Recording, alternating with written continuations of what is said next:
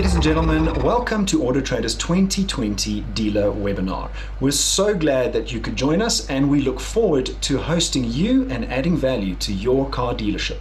The theme for our dealer webinar this time is, are South African car dealers ready to adopt automotive digital retailing strategies? We have a great lineup of content, and this will help you prepare your car dealership for the future. We also have a brilliant lineup of speakers that will benefit the automotive ecosystem in South Africa. Remember, if you have any questions, please feel free to drop them into the chat, and the moderators will get them straight to me. If I can urge you to stay right to the end so that we can give you 3 tips to help you stay ahead. So without further ado, let's get into it.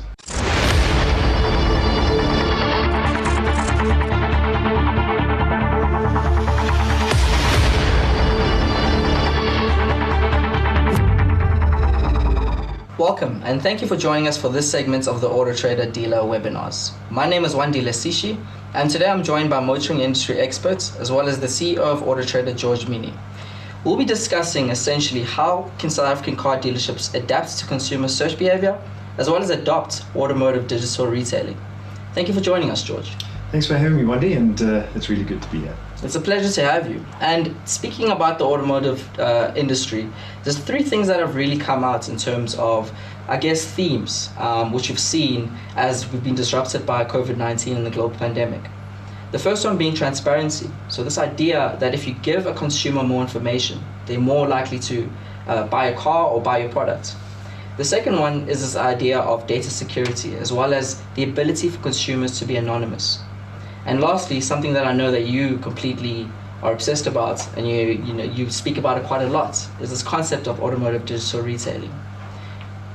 With that being said, I want to lead to the first question, which was, if we take a step back and we look at the industry prior to lockdown, do you think and do you feel that the industry has done enough to react accordingly to the changes? How have dealerships adapted to this? Well, I need to answer the first part of your question. We have to paint a picture of the market itself. Pre-lockdown, we were already a fully fledged digital business as AutoTrader, and consumers were used to searching for cars online. Many consumers still visited 2 dealerships, sometimes 3, depending on the age demographic of that particular consumer. However, what the pandemic has forced is it's forced more digital adoption by the consumer, because we're all in lockdown, all in our homes, and consumers were still searching for cars. What's the evidence of that? As AutoTrader, we've seen 40 to 50% growth in numbers to our website. Now you might ask yourself, well, why? And does that mean that the automotive industry is flying? Well, as a whole, no, because we've seen a massive decline in new car sales, and the consumer switching to used cars. So in that context, the overall industry, when it comes to consumer shopping, has more than likely remained flat to declining. And we've seen the uptake in used car, and hence the big growth numbers. So if you contextualize this with consumers now shopping more online and using digital journeys to get to the car, you've got to ask yourself, well, the answer to your second question, which is, has the car dealership or the automotive industry or business kept up? And I think that the industry has been forced to up their game. What I mean by up their game is to employ these things called automotive digital retailing strategies, or at least begin to think about them and begin to take steps towards those strategies. What does automotive digital retailing mean? It means taking all of the systems and processes and digitizing it with one goal in mind: creating an efficient transition between a digital platform and the physical showroom, where the consumer feels like that is a smooth transition between the physical showroom and the digital platform, or vice versa. Many car dealerships have done it successfully, and those are the dealers who are going to win in the future. Some dealerships haven't changed since pre-COVID-19, and they're still seeing the benefits because they're getting a response from AutoTrader's website. And then some dealers that haven't taken any automotive digital retailing steps are going to feel themselves in a pinch in the future as we come out of lockdown. Yeah, I think you touched on a few interesting things there. The first one I want to talk about is just site behavior. So we've seen an increase in site behavior, but what impact has this had on the overall supply and demand? And lastly, has this changes in supply and demand essentially impacted the pricing of vehicles? So supply and demand, I mean, the general economic model plays out in the world of automotive or cars in South Africa, just like anywhere else and just like any other product. Increase in demand for a particular make or model, and you generally might see an increase in price. Now, that's an imperfect scenario, but that's the general rule. A decrease in supply, and you're going to see an increase in price as if demand doesn't drop off. Yeah. And what we've seen is an overall increase in demand by the consumer for used cars. And initially we saw prices go up during those increased demand periods, and then we saw it level off again to roughly 1 to 2% price increases. So prices have slightly come down, but it hasn't fallen off a cliff because demand for used cars is still really high. And that's off the back of the fact that people aren't buying new cars. And the reason people aren't buying new cars is because we've seen prices increase for new cars. And now this is not a sustainable future, though. No, definitely not. I keep saying that the used car market and the buoyancy of the used car market is fed by the new car market. So we can't see negative territory in new car sales for a sustained period of time. Eventually we will have an aging fleet in South Africa. So prices have been relatively flat, somewhat declined in some areas, but that's in the main or generally. So that's a balancing act, right? There needs to be a balance for it to be sustainable, and that's what you're kind of alluding to. Yes. Now, something else that you pointed out is ADR, or Automotive Digital Retailing. This idea of connecting the online as well as the offline. But for a dealership who has never really touched the online space, what sort of tips or suggestions would you give to them? Many car dealerships think that putting up forms on websites is digital retailing. And while it's a good first step, it's not quite the essence of automotive digital retailing. Digital retailing is much more than just putting up forms on a website. It is deep integration between the physical showroom, their online showroom, as well as third parties like banks, insurance companies, and not only that, but also the internal processes of the dealer. There's no point in putting up a form on a dealership website only to have that form turn into an antiquated email that some human being inside the dealership needs to deal with. That has to follow up. It's that experience that you're kind of talking about. You want the experience from the offline and the online to seamlessly merge together, and the consumer at the end of the day must not feel that it's a completely different or separated process. Yes, exactly. So a good example would be if a consumer comes onto a dealer website and wants finance, for argument's sake, and decides to fill in a form based on a car they see on a dealership website and make an application for finance. That application should seamlessly integrate with the banking systems from the dealer website all the way through to the bank and all the way back again with very, very little human intervention. The moment that form turns into an email, a human has to deal with it. Would you say that's the biggest challenge then in this process of automotive digital retailing? Would you say it's the financial and insurance section, or do you think it's somewhere else in between the process? I think finance is the biggest conundrum. That's the biggest challenge to solve, and the reason it's the biggest challenge is because of banking regulation. There needs to be banking regulation. There needs to be rules, because you can't have a financial system in a country that doesn't have regulation. So there needs to be the regulation, but on the flip side, there also needs to be transparency. And I think the journey to the right regulation with the right amount of transparency and the right amount of integration, we're not there yet. We're not quite there yet. The banking systems in South Africa are still evolving, although we're probably one of the countries in the world that has some of the most sophisticated banking systems. But integrating with those banking systems, that's kind of the challenge. That's the challenge, yes. I mean, we heard from dealers that validation is part of the challenge.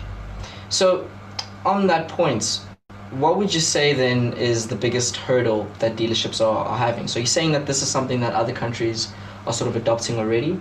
So why do you think that we're having the challenge in South Africa? Or is there even a dealership that's already at the forefront of this? So many dealerships that I've spoken to, and some are ahead of others, are addressing the challenges.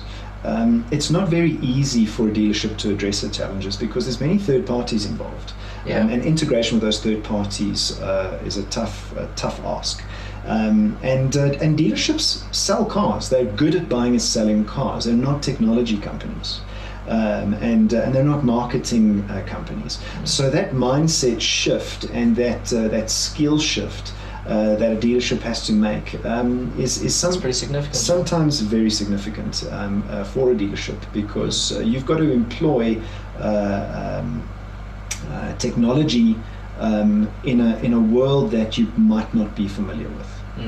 In a perfect world, let's just say hypothetically speaking that a dealership was able to sort of adopt and adapt to the market changes, what sort of initial, I guess, opportunities or successes would they see from this? Outside of obviously just providing a great experience for the consumer, but for the dealership, why should they really invest in this sort of technology?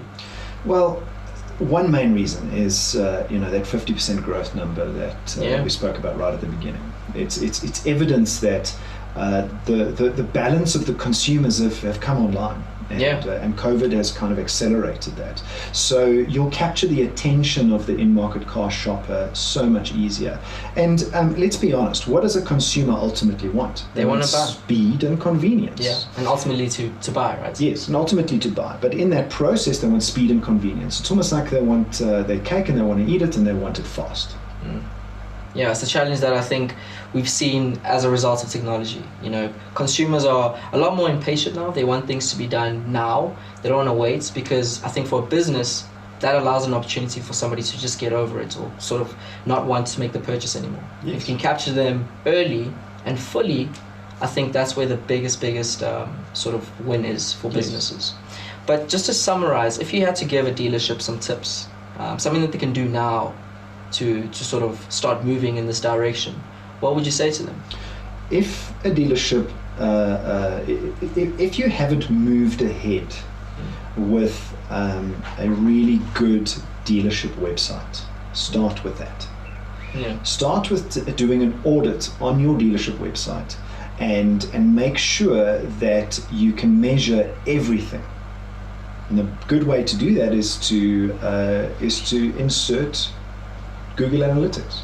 Make sure that you can measure the consumer journey through your website. How they're interacting with your site. How they're interacting with where's your sources of traffic coming from? How is the consumer converting? Because websites aren't about just the pretty. It's about the conversion, the SEO, the way in which Google sees you, and the successes that you get out of seeing those numbers. Many dealers haven't got their sites tagged with Google Analytics, and don't monitor the journey that the consumer takes through their website. Once you've done that, then you can begin understanding what works and what doesn't work on your website, and you can begin employing automotive digital retailing strategies on the dealer website that help you to now improve that conversion, take away all of the manual processes. The second piece of advice I would give is try and digitize the internal processes of the dealership. It's one thing digitizing the consumer-facing dealer website and tagging it with Google Analytics and all those things. But if you don't digitize the internal workings of your dealership, you still have a very high human capital cost, where people have to do a lot of administrative tasks that perhaps a machine can do. It slows down the process, right? And then it slows down the process to the consumer, exactly. Okay, so that's very interesting. I think we've unpacked a lot of things, but how far do you think South Africa is? How far do you think consumers are, can start interacting with these dealerships and the industry and be able to, within the span of 10 minutes, possibly purchase a car? So I think there's a very long tail. My sense is that probably 20% of dealers are doing it as well as they can, given the barriers that we face with potential integration with financial institutions, and that integration with their websites, and not having to have a human being deal with some of those processes. So I think 20% of dealers are probably doing it reasonably well, and are on the cutting edge of what's possible in South Africa. And then we have the long tail of the 80% that gradually goes down, and to the right. And then we've still got some dealerships who don't even have a computer in the dealership. It's all done offline, on paper. Exactly. Yeah, it's a problem. But look, I think it's definitely exciting. I think there's a lot of things that we can definitely, lessons that we can take from this. And you're saying that it's not too far away. So I think at the end of the day, we all want the same thing. We want a sustainable industry where everyone's winning and ultimately giving back to South Africa and the people that deserve it. So George, we've kind of touched on this process of automotive digital retailing. But I would like to understand what a consumer is saying. What are the pain points that they have highlighted which we need to focus on?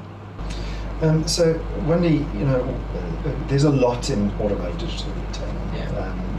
Internal leadership processes, connecting the online showroom with the offline showroom experience. So there's a lot in there. But I think the biggest thing to address next for South Africa, automotive digital retailing, and for the consumer is car finance. Okay. Car finance still largely happens inside the dealership. Now, I don't think that that's going to go away in terms of where finance occurs. But the point of sale of finance and the journey needs to move onto the internet, whether that be on marketplace portals or whether that be on the dealership website itself, and or both. Okay. Because we did a piece of research or study, and we asked consumers what their major concerns were or pain points were when it came to applying for finance or getting finance on a vehicle. And 73% of consumers said that they wanted to complete the entire finance journey online. Now, that's not possible today. There isn't an opportunity for a consumer to complete that entire journey online.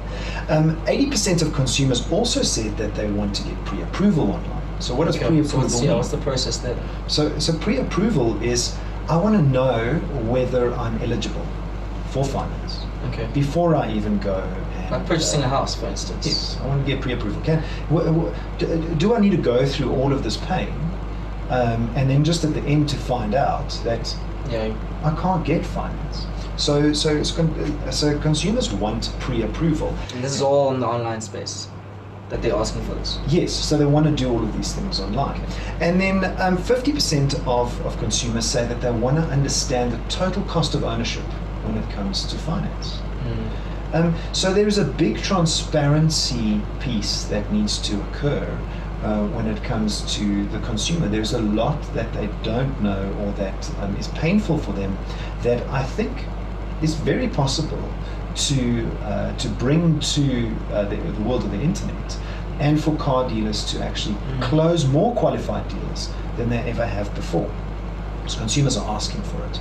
Now it's going to take some time because bank regulation, integration, dealership websites, all of that stuff will take time to solve, but consumers are asking for it today. Consumers king, right? So we have to answer these questions. It's the only way that we can evolve and give a better experience to them. Exactly. Thank you again, George, for joining us. I think there's a lot of insights that we all need to kind of digest and see how we can take our dealerships forward. And on that note, thank you for joining us, folks. That's all we have. But I think it's now important to start asking ourselves, is my dealership ready to adopt the automotive digital retailing strategies? Thank you.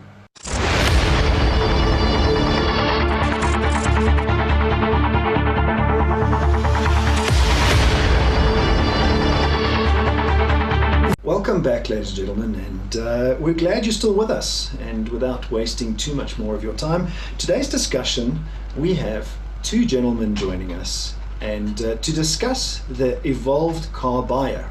And without further ado, and in no particular order, the first gentleman I'd like to introduce you to is Bobby Petkoff, dealer principal and owner of Mitmac Motors, which has been in existence for 15 years. Now 3 branches in Pretoria, selling over 250 to 280 cars per month.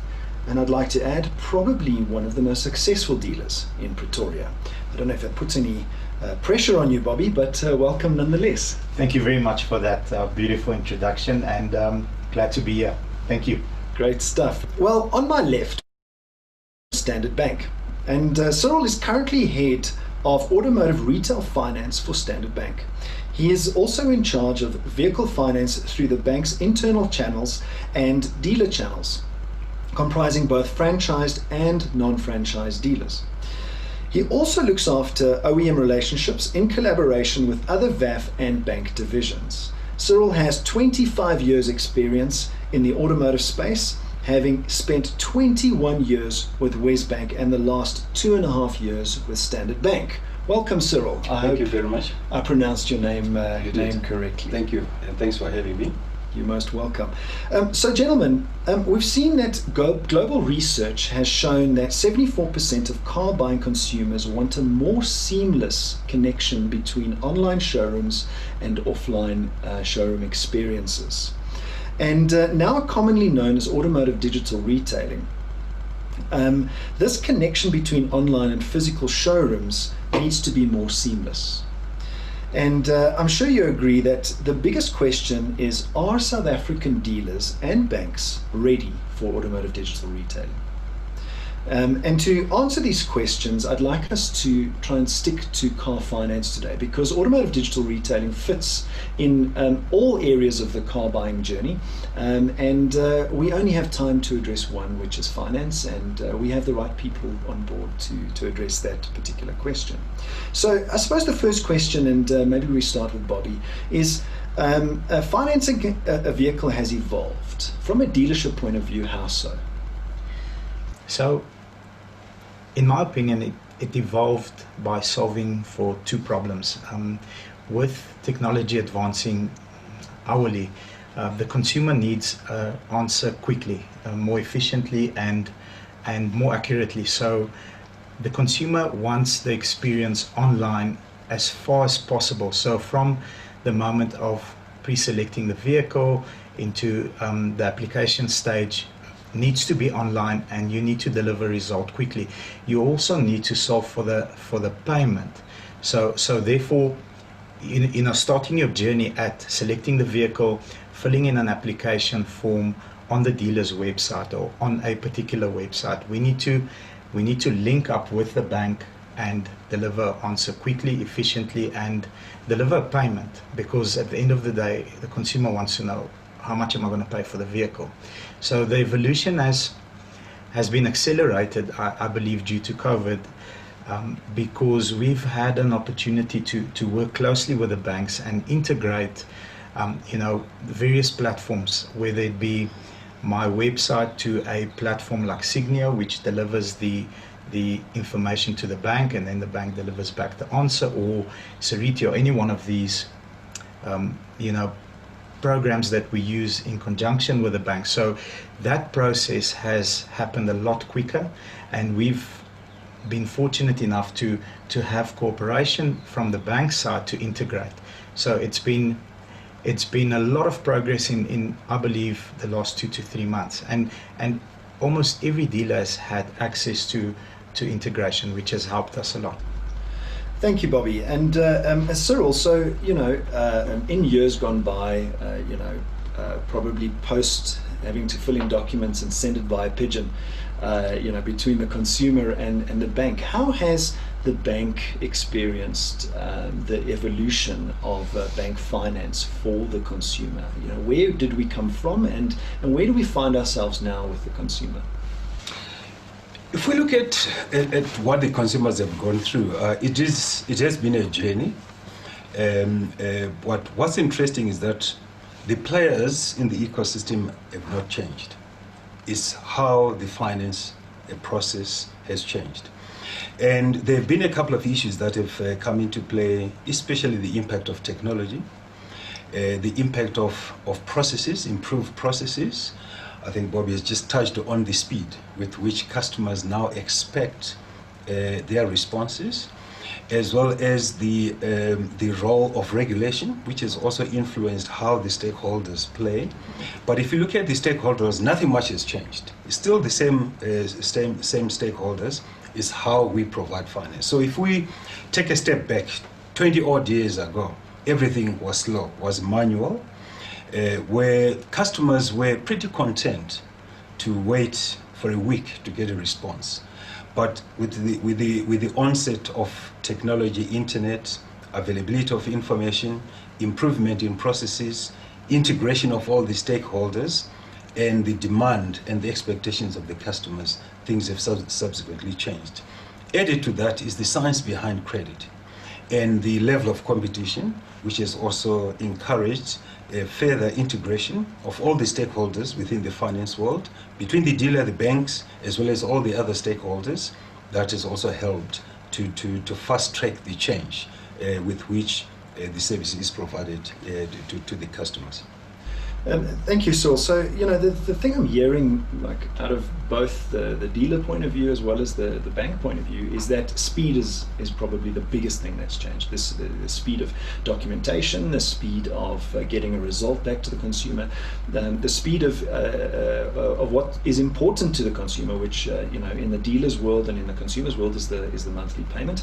And then an interesting, you know, couple of points you make there, Cyril, and that is you know, the onset of looking at credit in a different way, and how risk is applied to consumers. So you know, so if that's been the evolution of the finance world for the consumer and for the dealer, the big question is how does automotive digital retailing fit into this world between the consumer and the bank and the dealer, because there's three parties involved there, and are we doing enough? Are we at the right place from an integration point of view? Because both of you alluded to integration. And is there enough integration between the car dealer and the bank? Let's hear from Bobby first. You know, what types of integration have you experienced with the banks, and what do you think the challenges have been?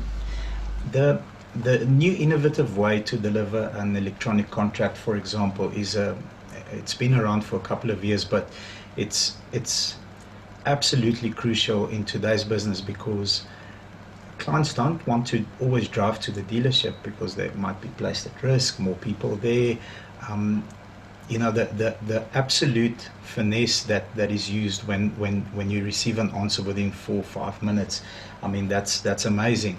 The validation process, I believe, is where we need to focus quite a lot, because that's very manual and there's a lot of human intervention that needs to occur. So that eats up a little bit of the time between application and result delivery or contract delivery. But you know, after validations have been done, it's pretty automated. I think we can sign up the client without any human intervention. We can get our payouts done fairly quickly. I think the validation process needs work, and I think the reason it needs work, the South African market has a lot of fraud, unfortunately, and there's a lot of trickery around identifying who is the correct person standing in front of you. You know, sometimes you're doing an online app with a gentleman that's in a different province, so it's tricky to identify, is this a legitimate deal or is it identity theft? So I think there's a big mountain that needs to be climbed there between the dealership and the bank, because the interaction only happens between the consumer and the dealer. So, you know, better communication,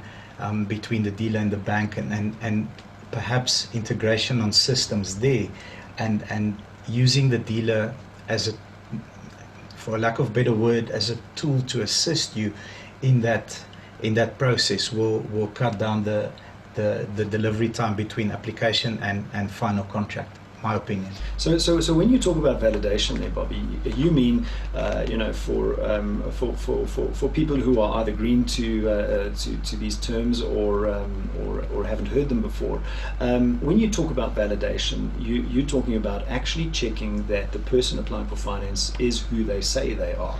Yes, the person is who they say they are. They earn the amount of money that they are earning. They live at the correct address. So it's doing a whole layered background check on the whole transaction as a whole. And for you, this process is still very manual. Absolutely, yeah. Okay. There's a lot of human intervention at the moment. Okay, and turning to you, Saul. So sticking with this concept of validation, is it possible to automate? It is very possible. I think it's something that I'd like to touch on, especially around processes. When we look at the available information and all the stakeholders that provide the sources of information, it is possible to be quicker. But however, one of the key issues that really comes to play, especially from a banking point of view, is that we are dealing with a lot of regulation. So because the banks are heavily regulated, there are certain aspects whereby a lot of caution is taken, either to avoid the risk of fraud. But the interesting thing is that the interplay between the dealer and the banks has also matured to prevent some of those risks. Hence the power of point of sale, where it works very well for the two parties or all the parties to ensure that we can, to a certain extent, speed up the process. Now, there are also sources of information which can help us to automate validation. And banks have taken a lot of strides and quantum leaps in that regard, especially where there is available information in order to make those instantaneous decisions to validate customers. But however, there are certain aspects which still remain manual because we've got to comply with regulation. And despite the fact that it does affect our turnaround times at times, I do acknowledge that because of regulation, but there's more that we can still do based on the available sources of information which can help us to speed up, especially if there's instantaneous interlinkages with those suppliers of real-time information which can help us to make those quick decisions. So I mean, a question just popped into my mind in terms of validation and regulation, and that question is it a case of the databases in the country don't talk to each other? Is that part of the challenge? Because I'm assuming the bank has access to many of the government databases, police databases, home affairs databases, which can be checked on. So this question of validation, is it systems within the bank that is the challenge, and then so it flows through to systems within the dealer that become the challenge and then cause the manual nature of the validation, or is it a case that the databases within the country aren't as robust, clean, and accurate as they should be, so therefore we have to take these extra steps to validate the human being through third parties like their employer? A lot of progress has, I think, in my view, has been achieved in terms of, firstly, the availability of those data sources and the interfacing with those data sources. A lot has happened. And if we look at the process, the ability of the banks to integrate with those real-time sources has improved. I mean, that I think that's something that I can confirm.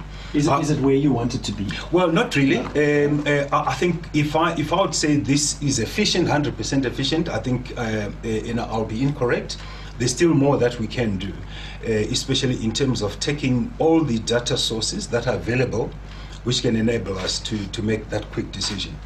Now, when I look at these data sources, I always look at it from a point of view of being an ecosystem. So there's an ecosystem which comprises a whole different sets of data and information and business intelligence. And I would like to touch on that at a later stage.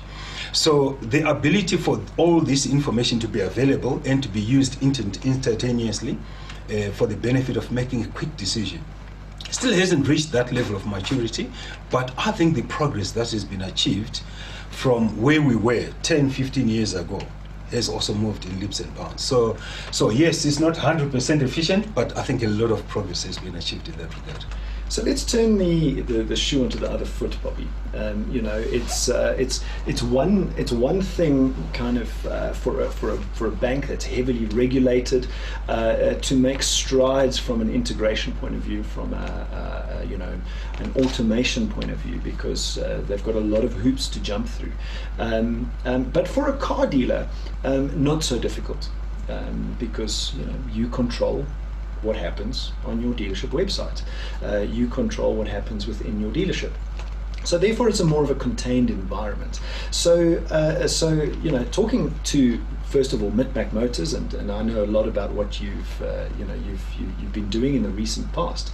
But given that ability to move a little bit faster than the banks, are car dealers moving their online application processes, internal vetting, validation processes to a digitized world fast enough? I believe so. I think if they don't, they better start, because they'll get left behind, and I believe it will be difficult to catch up. In our ecosystem, which is Mitmac Motors, we are completely paperless. For example, we sign on a dotted line only the delivery note. Everything else gets signed on iPads or a computer of some sort. The reason behind that is the speed of upload, which has increased to the banks. So the communication between us and banks, the speed of information gathering from the consumer point of view to our database, then to the bank, also increases. And I believe, you know, going forward, if we don't try and make each and every task from a 5-minute task to a 4-minute task to a 3.5-minute task, we will get left behind, because the bigger groups are working on phenomenal technology. And I know the majority of banks are prepared to work hand in hand with them. So we need to, as independent dealers, and I'm sure most of the dealers watching this are independent dealers, we need to sort of, you know, run with the big boys and try and employ technology and innovative new ways of catching up to what's going on in the background, as you've mentioned.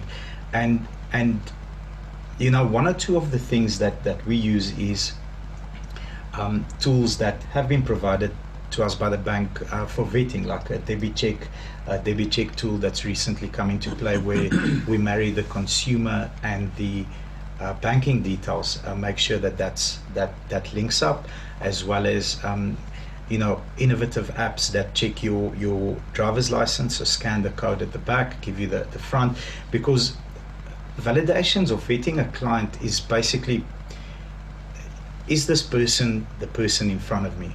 And if we can get that out of the way quickly and efficiently, we can proceed to delivery. So we're trying to make that process, where in the past was, as my colleague next to me said, a week sometimes, we're trying to make it 10-15 minutes. And if we can bring down to 5 minutes, we can have same day deliveries, we can have you know, a lot of fun at work, I believe. Well, I think this world is you know, is fun, and it's an exciting time to be alive, especially with all the stuff that is at our fingertips and the progress that we're making. So you know, that's been fascinating. And you know, finally, gentlemen, automotive digital retailing, you know, I've seen in other countries, and Bobby's been overseas with me to go and have a look at what's out there, and I think we're scratching the tip of the iceberg. You know, what do you think, Bobby, is in the future for car dealers when it comes to finance automation? What do you think the next thing is besides validation? I mean, I think we've spoken about validation now as being the biggest barrier, but what do you think the future is from a digital retailing point of view and automation in the finance world? I think the biggest challenge that we face as especially pre-owned car dealers is the trust issue. So there are a couple of naughty dealers out there that will eventually through technology and through transparency get weeded away. So if we can communicate trust to the consumer that sees us online, and get hand in hand work the problem of getting everything done online, we can have possibly a Carvana setup going forward with maybe a 7-day exchange period. That's exciting. Who will be brave enough to do that in the South African market? But I believe if you can get rid of the few bad apples and keep the good, honest, clean dealers on the bank's books, and compete against each other in an environment where it's not a free-for-all, it's regulated as much as possible, and it's going to be exciting. My dream is to hopefully one day be able to sell you a vehicle 11 o'clock at night while you're sitting on your couch. Well, I suppose the biggest thing when it comes to buying and selling vehicles is all of that stuff needs to fade into the background, and the product, being the vehicle, needs to be the hero. Yeah. And at the moment we've got a lot of hoops to jump through, a lot of manual processes still involved, especially when it comes down to validation, which then gets in the way of that seamless process and that selling a car to you at 11 o'clock at night on your couch. So what's in the future for Standard Bank, Cyril, and what do you think the next thing is that will help consumers and car dealers perform this task of car finance even easier? It is an exciting journey, if I can put it that way, and I think before I get to that point, I'd like to just touch on what Bobby highlighted in terms of what we need to do as stakeholders in the automotive space. Firstly, there is a realization that the stakeholders are fully integrated. We work in a integrated community within the automotive industry, and the banks have done a lot to be able to respond to the requirements of the suppliers, which are the dealers as well as the customers. And this is why the whole dealer strategy has been so important for the banks, because probably 70 to 80% of customers who finance vehicles go via dealer. So that is why it's such a critical source of business and relationship, between the dealer and the banks, as well as all the other stakeholders who provide the value-added services. Now, when it comes to technology and investment, a lot has also happened. And I think we touched on it. Yes, we still have a couple of issues, but if we look at how the banks have also digitized quite a lot of processes, the contracts, the flow of applications, and updated scorecards to provide very quick responses subject to validations. And a lot has been achieved in that regard. But however, when it comes to how the consumer has also changed, the consumer has also become more demanding by expecting value, speed, and convenience at that point of sale where all these stakeholders come together. So when it comes to how we work as an ecosystem, it's so critical. So when I get this kind of feedback, it's something that I think we need to reflect on all the time.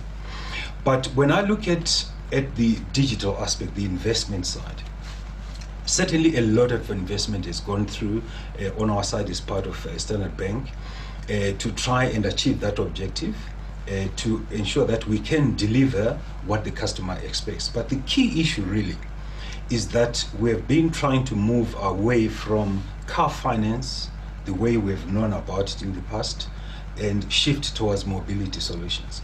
So if we look at what's available, for the customers through the dealer and all the other stakeholders that work with the dealer, I think that's the big future, whereby we should move away from the notion of vehicle finance to mobility solutions, because customers look for that convenience at one point, whereby all the information is available and all the convenience is available, and they're making a decision quickly because customers don't have time. So a lot of investment is going on in that regard, and also modifying our models to ensure that we respond quite effectively to what customers expect. And I'll touch a little bit on some of the aspects I think that we've benefited from the dealer network. A lot of dealers have invested quite a lot of money in technology to integrate with all the other intermediaries that ensure that the relationship between the banks and the dealers work effectively, as well as to manage the regulation and all the regulatory issues that we have to deal with. And I think it's still part of the journey, and we've certainly invested quite a lot of money to make sure that we prepare for the new expectations for the customers. Well, that's fascinating. Thank you very much, Cyril. And as you heard, validation, one of the biggest challenges that we face as a dealer community, as well as a bank community, or as an automotive industry, and probably the next hurdle that these learned gentlemen sitting next to me will solve. That's been fascinating. Thank you, Bobby Petkoff, as usual, from Mitmac Motors in Pretoria, and Cyril Zungu from Standard Bank, and see you in the next session.